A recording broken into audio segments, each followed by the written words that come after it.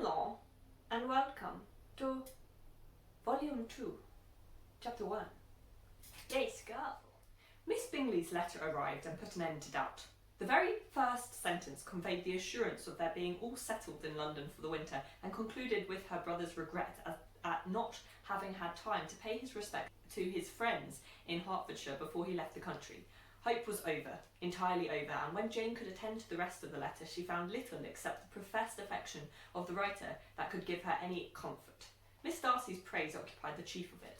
Her many attractions were again dwelt on, and Caroline boasted joyfully of their increasing intimacy and ventured to predict the accomplishment of the wishes which had been unfolded in her formal letter. She wrote also with great pleasure of her brother's being an inmate of Mr. Darcy's house, and mentioned with raptures some plans of the latter with regard to the new furniture. Elizabeth, to whom Jane very soon communicated the chief of all this, heard it in silent indignation. Her heart was divided between concern for her sister and resentment against all the others. To Caroline's assertion of her brother's being partial to Miss Darcy she paid no credit.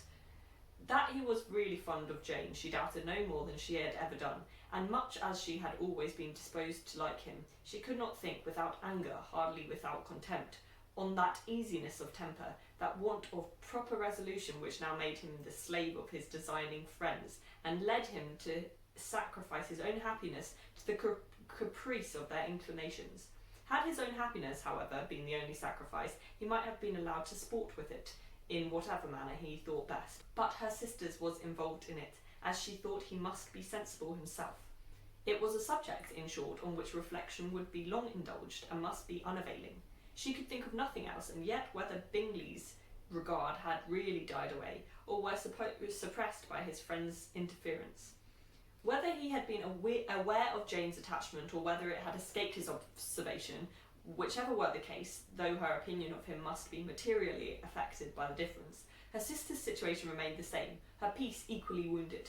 A day or two passed before Jane had the courage to speak of her feelings to Elizabeth, but at last, on Mrs. Bennet's leaving them together after a longer irritation than usual about Netherfield and its master, she could not help saying, that my dear mother had more command over herself. She can have no idea of the pain she gives me by her continual reflections on him. But I will not repine. It cannot last. He will be forgot, and we shall all be as we were before. Elizabeth looked at her sister with incredulous solicitude, but said nothing. You doubt me, cried Jane, slightly colouring. Indeed, you have no reason. He may live in my memory as the most amiable man of my acquaintance, but that is all. I have nothing either to hope or fear, and nothing to reproach him with. Thank God, I have not that pain. A little time, therefore, I shall certainly try to get the better.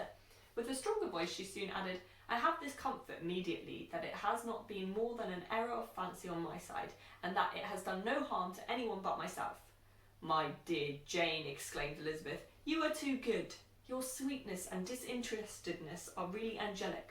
I do not know what to say to you. I feel as if I have never done you justice or loved you as you deserve. Miss Bennet eagerly disclaimed all extraordinary merit and threw back the praise on her sister's warm affection. Nay, said Elizabeth, this is not fair. You wish to think all the world respectable, and are hurt if I speak ill of anybody. I only want to think you perfect, and you set yourself against it. Do not be afraid of my running into any excess, of my encroaching on your privilege of universal goodwill. You need not. There are few people whom I really love, and still fewer of whom I think well. The more I see of the world, the more I am dissatisfied with it, and every day confirms my belief of the inconsistency of all human characters, and of the little dependence that can be placed on the appearance of either merit or sense. I have met with 2 instances lately, one I will not mention, the other is Charlotte's marriage. It is unaccountable. In every view it is unaccountable. My dear Lizzie, do not give way to such feelings as these. They will ruin your happiness. You do not make allowance enough for difference of situation and temper.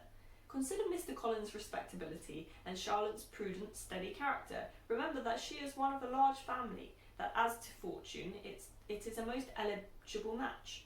And be ready to believe, for everybody's sake, that she may feel something like regard and esteem for our cousin.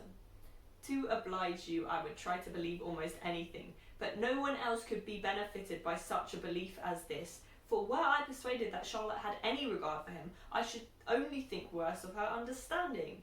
than I now do of her heart. My dear Jane, Mr. Collins is a conceited, pompous, narrow-minded, silly man. You know he is, as well as I do, and you must feel as well as I do that the woman who marries him cannot have a proper way of thinking.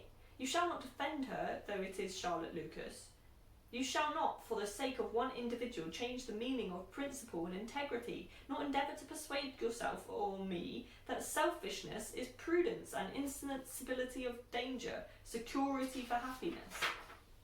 I must think your language too strong in speaking of both, replied Jane, and I hope you will be convinced of it by seeing them happy together.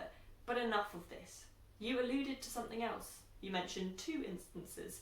I cannot misunderstand you, but I entreat you, dear Lizzie, not to pain me by thinking that person to blame, and saying your opinion of him is sunk. We must not be so ready to fancy ourselves internationally endured. We must not expect a lively young man to be always so guarded and circumspect. It is very often nothing but our own vanity that deceives us. Women fancy admiration means more than it does, and men take care that they should. It is designedly done. They cannot be justified, but I have no idea of there being so much design in the world as some persons imagine. I am far from attributing any part of Mr. Bingley's conduct to design, said Elizabeth, but without scheming to do wrong or to make others unhappy, there may be error, and there may be misery, thoughtlessness, want of attention of other people's feelings, and want of resolution will do the business. And do you impute it to either of those? Yes, to the last. But if I go on, I shall displease you by saying what I think of persons you esteem. Stop me whilst you can. You persist, then, in supposing his sisters influence him? Yes, in conjunction with his friend. I cannot believe it. Why should they try to influence him? They can only wish his happiness, and if he is attached to me, no other woman can secure it. Your first position is false. They may wish many things besides his happiness.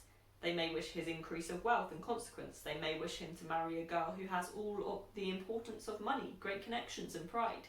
Beyond a doubt they do wish him to choose Miss Darcy, replied Jane, but this may be from better feelings than you are supposing. They have known her much longer than they have known me. No wonder if they love her better. But whatever may be their own wishes, it is very unlikely they should have opposed their brothers. What sister would think herself at liberty to do it, unless there was something very objectionable? If they believed him attached to me, they would not try to part us.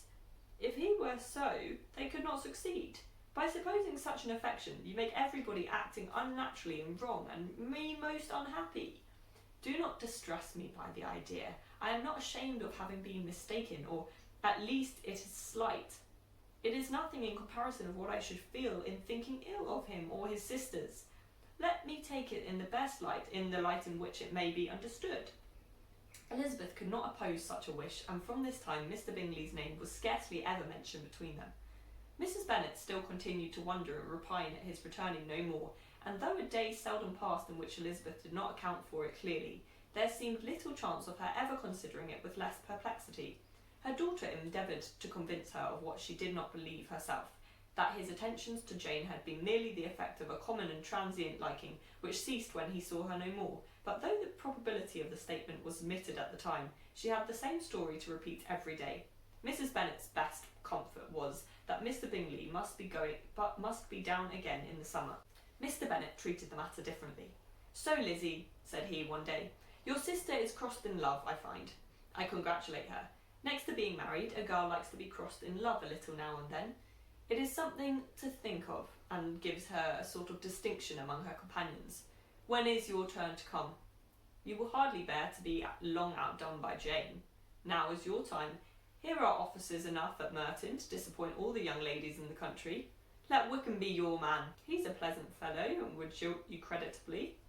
Thank you, sir, but a less agreeable man would satisfy me. We must not all expect Jane's good fortune. True, said Mr. Bennet, but it is a comfort to think that, whatever of that kind may befall you, you have an affectionate mother who will always make the most of it. Mr. Wickham's society was of material service in dispelling the gloom which the late perverse occurrences had thrown on many of the Longbourn family. They saw him often, and to his other recommendations was now added that of general unreserve.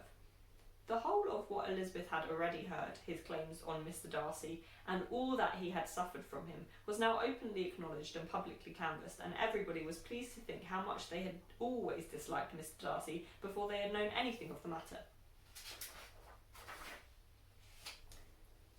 Miss Bennet was the only creature who could suppose there might be any extenuating circumstances in the case unknown to the society of Hertfordshire. Her mild and steady candour always pleaded for allowances and urged the possibility of mistakes, but by everybody else Mr. Darcy was condemned as the worst of men. That's the end of chapter 1. Come back for chapter 2 of volume 2.